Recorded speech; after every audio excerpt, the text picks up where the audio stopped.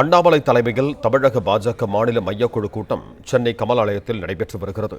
இது தொடர்பான கூடுதல் விவரங்களோடு இணைகிறார் எமது செய்தியாளர் வினீஷ் சரவணன். வணக்கம் வினீஷ், உங்களிடம் இருக்கும் தகவல்களை பகிர்ந்து கொடுங்க.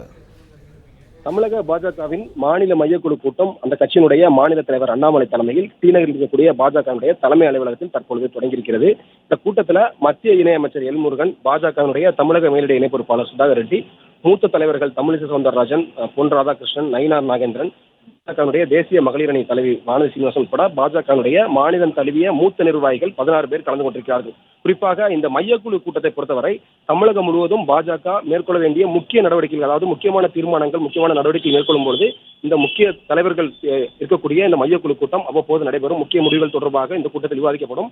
அந்த அடிப்படையில் நாளைய தினம் அனைத்து கட்சி கூட்டமானது முதலமைச்சர் தலைமையில் நடைபெற இருக்கிறது. தொகுதி மறுசீரமைப்பு விவகாரம் தொடர்பான அனைத்து கட்சி கூட்டத்தில் பாஜக பங்கேற்காதது, மும்மொழி கொள்கை தொடர்பான தமிழ்நாடு பாஜகவினுடைய கையெழுத்து இயக்கம் உட்பட முக்கியமான பிரச்சனைகள் குறித்து இந்த கூட்டத்தில் ஆலோசிக்கப்பட இருப்பதாக கூறப்படுகிறது. குறிப்பாக நாளைய தினம் மும்மொழி கொள்கையை வலியுறுத்தி தமிழக பாஜக சார்பில் ஒரு கையெழுத்து இயக்கத்தை தொடங்கி இருக்கிறார்கள். மே மாதம் 1ஆம் தேதி வரை இந்த கையெழுத்து இயக்கத்தை தொடங்கி கிட்டத்தட்ட ஒரு கோடி பேரிடம் கையெழுத்து பெற்று மும்மொழி கொள்கை தொடர்பான பெற்றோர்கள் அதே போல பொதுமக்களிடம் கையெழுத்து பெற்று குடியரசுத் தலைவரிடம் சமர்ப்பிக்க இருப்பதாக கடந்த காலங்களில் அண்ணாமலை அவர்கள் தெரிவித்திருந்தார். தொகுதி மறுசீரமைப்பு விஷயத்துல தமிழக மக்களை திமுக அரசு குழப்பி வருவதாகவும், விகிதாச்சார அடிப்படையில் தான் தொகுதிகள் உயரும், எனவே அனைத்து கட்சி கூட்டம் தேவையற்றது, இந்த கூட்டம் பிரச்சனைகளை திசை திருப்பக்கூடிய முயற்சி என பாஜகவுடைய மாநில தலைவர் அண்ணாமலை பலமுறை தேர்தல் சந்திப்பில் குறிப்பிட்டிருந்தார். இந்த விவகாரம் தொடர்பாக இந்த மையக்குழு கூட்டத்தில் பேசப்பட இருக்கிறது. அதே போல தேசிய கல்விக் கொள்கை உட்பட அனைத்து விதமான கல்வி கற்றல் குறித்த புள்ளி விவரங்களை உள்ளடக்கிய கையெழுத்து இயக்கத்திற்கு ஆதரவு திரட்டக்கூடிய வகையில சமக்கல்வி இணையதளத்தையும் நாளை பாஜகவினுடைய மாநில தலைவர் அண்ணாமலை தொடங்கி வைக்க இருக்கிறார். இந்த விவகாரம் தொடர்பாகவும் இந்த மையக்குழு கூட்டத்தில் முக்கியமாக பேசப்பட இருக்கிறது.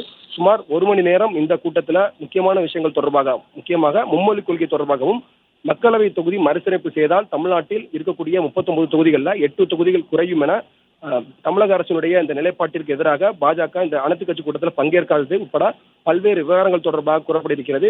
இருப்பினும் தேசிய கல்விக் கொள்கையை மையப்படுத்தி மும்மொழி கொள்கையை மத்திய அரசு திணிப்பதாக தமிழக அரசு குற்றச்சாட்டி வரக்கூடிய நிலையில இந்த மையக்குழு கூட்டம் முக்கியத்துவம் வாய்ந்ததாக பார்க்கப்படுகிறது. தமிழகத்தில் இருக்கக்கூடிய பாஜகவினுடைய மூத்த தலைவர்கள் அனைவரும் ஒன்று திரண்டு இந்த கமலாலயத்தில் நடைபெறக்கூடிய மையக்குழு கூட்டத்தில் விவாதிக்க இருக்கிறார்கள். இந்த கூட்டத்துக்கு பிறகாக பாஜக தரப்பிலிருந்து மூத்த தலைவர்கள் யாராயினும் மையக்குழு கூட்டத்தில் எது தொடர்பாக பேசப்பட்டது, என்ன விவகாரம் தொடர்பாக பேசப்பட்டது என்பது செய்தியாளர் சந்திப்பிலே முழுமையாக விவரிப்பார்கள். தொடர்ந்து ஒரு மணி நேரம் இந்த கூட்டம் நடைபெற இருக்கிறது.